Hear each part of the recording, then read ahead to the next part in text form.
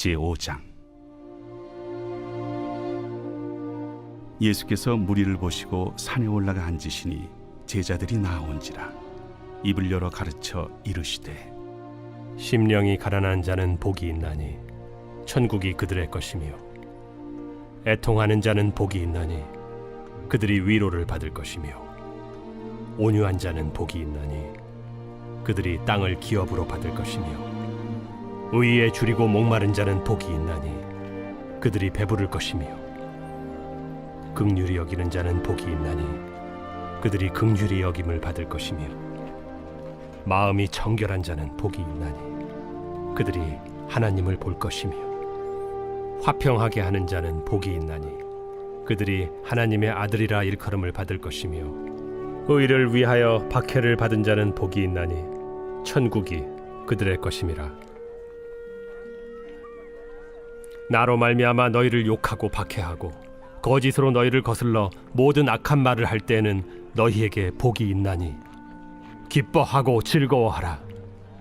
하늘에서 너희의 상이 큼이라. 너희 전에 있던 선지자들도 이같이 박해하였느니라. 너희는 세상의 소금이니 소금이 만일 그 맛을 잃으면 무엇으로 짜게 하리요? 후에는 아무 쓸데없어 다만 밖에 버려져 사람에게 밟힐 뿐이니라. 너희는 세상의 빛이라.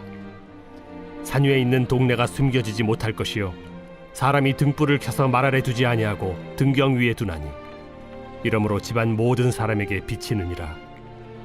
이같이 너희 빛이 사람 앞에 비치게 하여 그들로 너희 착한 행실을 보고 하늘에 계신 너희 아버지께 영광을 돌리게 하라. 내가 율법이나 선지자를 폐하러 온 줄로 생각하지 말라. 폐하러 온 것이 아니요 완전하게 하려 함이라. 진실로 너희에게 이르노니 천지가 없어지기 전에는 율법의 1.1획도 결코 없어지지 아니하고 다 이루리라. 그러므로 누구든지 이 계명 중에 지극히 작은 것 하나라도 버리고 또 그같이 사람을 가르치는 자는 천국에서 지극히 작다 일컬음을 받을 것이요, 누구든지 이를 행하며 가르치는 자는 천국에서 크다 일컬음을 받으리라. 내가 너희에게 이르노니 너희 의의가 서기관과 바리새인보다 더 낫지 못하면 결코 천국에 들어가지 못하리라. 옛사람에게 말한 바 살인하지 말라. 누구든지 살인하면 심판을 받게 되리라 하였다는 것을 너희가 들었으나 나는 너희에게 이르노니 형제에게 노하는 자마다 심판을 받게 되고, 형제를 대하여 라가라 하는 자는 공회에 잡혀가게 되고, 미련한 놈이라 하는 자는 지옥불에 들어가게 되리라. 그러므로 예물을 제단에 드리려다가 거기서 내 형제에게 원망 들을 만한 일이 있는 것이 생각나거든. 예물을 제단 앞에 두고 먼저 가서 형제와 화목하고 그 후에 와서 예물을 드리라. 너를 고발하는 자와 함께 길에 있을 때 급히 사화하라. 그 고발하는 자가 너를 재판관에게 내어주고 재판관이 옥리에게 내어주어 옥에 가둘까 염려하라. 진실로 네게 이르노니 네가 한 푼이라도 남김없이 다 갚기 전에는 결코 거기서 나오지 못하리라. 또 간음하지 말라 하였다는 것을 너희가 들었으나 나는 너희에게 이르노니 음욕을 품고 여자를 보는 자마다 마음에 이미 간음하였느니라. 만일 네 오른눈이 너로 실족하게 하거든 빼어 내버리라. 내 백체 중 하나가 없어지고 온몸이 지옥에 던져지지 않는 것이 유익하며, 또한 만일 내 오른손이 너로 실족하게 하거든 찍어 내버리라. 내 백체 중 하나가 없어지고 온몸이 지옥에 던져지지 않는 것이 유익하니라. 또 일러스되 누구든지 아내를 버리려거든 이혼 증서를 줄 것이라 하였으나 나는 너희에게 이르노니 누구든지 음행한 이유 없이 아내를 버리면 이는 그로 간음하게 하며, 또 누구든지 버림받은 여자에게 장가드는 자도 간음함이니라. 또 옛사람에게 말한 바 헛맹세를 하지 말고 내 맹세한 것을 주께 지키라 하였다는 것을 너희가 들었으나 나는 너희에게 이르노니 도무지 맹세하지 말지니 하늘로도 하지 말라. 이는 하나님의 보좌이며, 땅으로도 하지 말라. 이는 하나님의 발등상이며, 예루살렘으로도 하지 말라. 이는 큰 임금의 성이며, 내 머리로도 하지 말라. 이는 내가 한 터럭도 희고 검게 할 수 없음이라. 오직 너희 말은 옳다 옳다 아니라 아니라 하라. 이에서 지나는 것은 악으로부터 나느니라. 또 눈은 눈으로 이는 이로 갚으라 하였다는 것을 너희가 들었으나 나는 너희에게 이르노니 악한 자를 대적하지 말라. 누구든지 내 오른편 뺨을 치거든 왼편도 돌려대며 또 너를 고발하여 속옷을 가지고자 하는 자에게 겉옷까지도 가지게 하며 또 누구든지 너로 억지로 오리를 가게 하거든 그 사람과 심리를 동행하고 내게 구하는 자에게 주며 내게 꾸고자 하는 자에게 거절하지 말라. 또 내 이웃을 사랑하고 내 원수를 미워하라 하였다는 것을 너희가 들었으나 나는 너희에게 이르노니 너희 원수를 사랑하며 너희를 박해하는 자를 위하여 기도하라. 이같이 한즉 하늘에 계신 너희 아버지의 아들이 되리니 이는 하나님이 그 해를 악인과 선인에게 비추시며 비를 의로운 자와 불의한 자에게 내려주심이라. 너희가 너희를 사랑하는 자를 사랑하면 무슨 상이 있으리요? 세리도 이같이 아니하느냐? 또 너희가 너희 형제에게만 무난하면 남보다 더하는 것이 무엇이냐? 이방인들도 이같이 아니하느냐? 그러므로 하늘에 계신 너희 아버지의 온전하심과 같이 너희도 온전하라. 마태복음 5장입니다. 오늘 우리가 읽은 마태복음 5장부터 7장까지를 산상수훈이라고 합니다. 5장 1절 2절 예수께서 무리를 보시고 산에 올라가 앉으시니 제자들이 나아온지라. 입을 열어 가르쳐 이르시되 예수님이 산에 올라가 가르치신 말씀이라 하여 산상수훈이라고 이름을 붙인 것이죠. 오늘 본문은 48절까지 이루어진 긴 장인데 크게는 세 부분으로 나눌 수 있어요. 먼저는 1절에서 12절인데 소위 팔복이라 부르는 내용이 담겨져 있습니다. 여러분, 예수님이 왕으로 통치하시는 하나님 나라는 복의 개념이 완전히 달라진 나라입니다. 세상에서는 돈을 많이 소유하고 건강히 오래오래 살고 자녀들이 잘 되면 그걸 복이라고 합니다. 그러나 하나님의 나라는 전혀 다릅니다. 하나님의 나라에서는 하나님 그분이 바로 복이세요. 갓난 아이에게는 어떤 상황이 닥쳐도 엄마이면 충분하듯이 우리도 하나님 그분이 모든 복의 근원이시니 하나님이시면 우리는 복받은 사람인 것입니다. 그래서 하나님을 구하고 찾는 사람, 하나님을 붙든 사람이 복이 있다고 오늘 말씀하시는 거죠. 그리고 이어지는 두 번째 문단이 13절에서 16절입니다. 이 부분에서 예수님은 자신을 따르는 제자들에게 놀라운 선언을 하세요. 그것이 너희가 세상의 빛이요 소금이다. 이렇게 말씀하십니다. 그리고 오늘 5장에서 가장 많은 부분을 차지하는 단락이 17절에서 48절입니다. 이 부분에서는 여러 주제의 말씀이 이어져요. 형제를 향하여 노하거나 미련한 자라 하지 말라.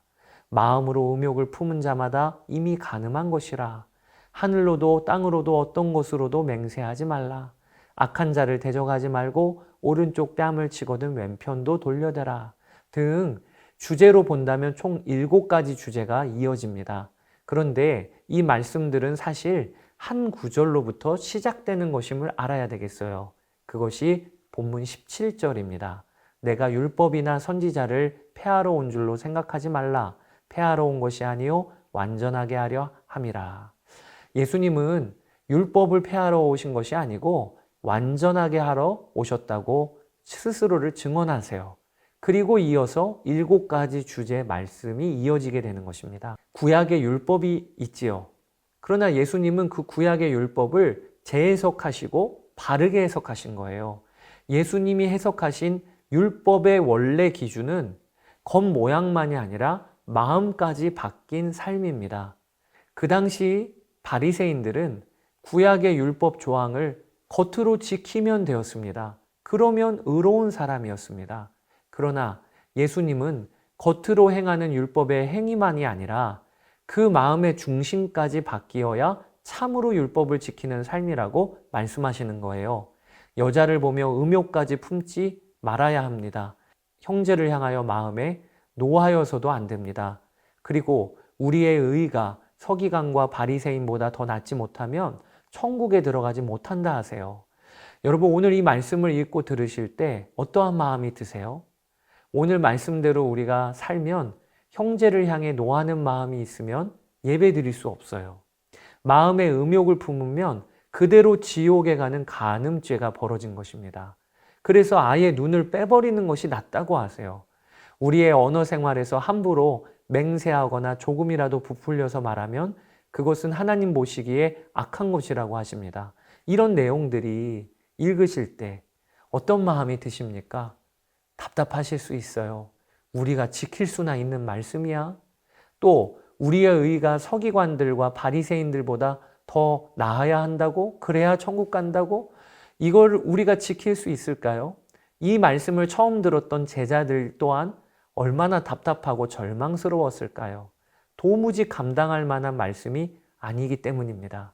그러면 여러분, 예수님께서 왜 제자들에게 감당하지도 못할 말씀을 지금 하고 계신 겁니까? 우리가 알 것이 오늘 산상수훈 5장은 놀라운 반전이 있다는 거예요.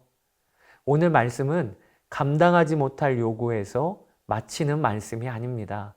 예수님께서 총 7가지에 걸쳐 구약의 율법의 참뜻을 알려주셨어요. 마음까지 다 바뀌어야 한다는 것이죠. 그런데 그 말씀 마지막에 한 구절을 덧붙여 놓으셨어요.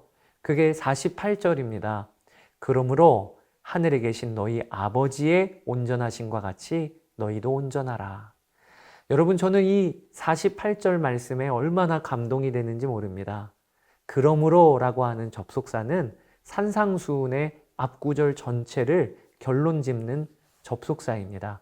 다른 말로 하면 자, 결론이다 이런 뜻이에요.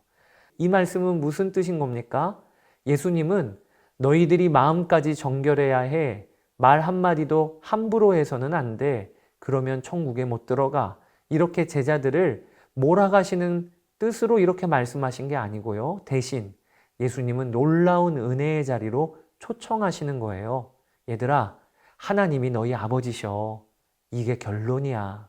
그래서 하나님이 온전하신 것처럼 자녀인 너희도 온전히 살 수 있단다. 이것이 17절 이후의 모든 본문의 핵심인 것입니다. 사랑하는 여러분, 왜 마음까지 정결한 삶을 하나님은 우리에게 요구하십니까? 눈길 하나, 말 한마디 정결한 삶을 왜 우리에게 살라고 도전하시는 겁니까? 우리가 하나님의 자녀이니까 그렇게 요구하시는 겁니다. 자녀가 부모를 닮는 것은 무거운 짐이 아니고 지극히 자연스러운 자녀로서의 성장 과정이죠. 그러니 이제부터 바로 알아야 합니다. 우리가 모신 아버지, 우리 안에 계신 하나님 아버지가 그렇게 온전하시기 때문에 우리도 온전하게 살 수 있다는 것이에요. 이것을 믿어야 합니다. 기독교 복음은 율법의 요구 이전에 먼저는 은혜에 대한 선포입니다. 나는 하나님의 자녀가 되었다는 것입니다. 오늘도 하나님 자녀로 사시는 여러분 되시기를 주의 이름으로 축복합니다. 감사합니다.